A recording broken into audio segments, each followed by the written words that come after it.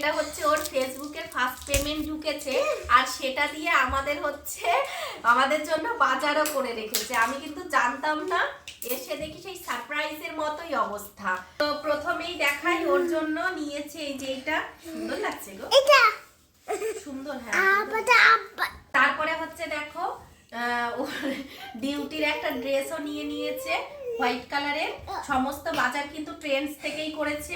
আর নিজের জন্য নিয়েছে একটা জিন্স। ভালো হয়েছে, সুন্দর হয়েছে। একটা হালকা ড্যামেজ আছে জিন্সটা, ভালো। আর ট্রেন্ডস এর কোয়ালিটি নিয়ে তো কোনো কথাই নেই। আর এই যে একটা শার্ট ব্ল্যাক এন্ড হোয়াইট চেকের মধ্যে একটা শার্ট নিয়েছে, ভালো লাগছে। আর সোনাইয়ের জন্য এই যে এইটা, হ্যাঁ, সোনাইয়ের জন্য একটা শার্ট। আর এটা হচ্ছে আমার দেওরের জন্য একটা গেঞ্জি, ভালো লাগছে, সবগুলোই ভালো লাগছে।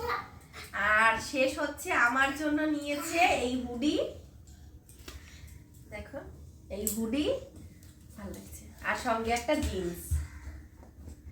জিন্সের কালারটা কেমন হয়েছে? ভালো হয়েছে।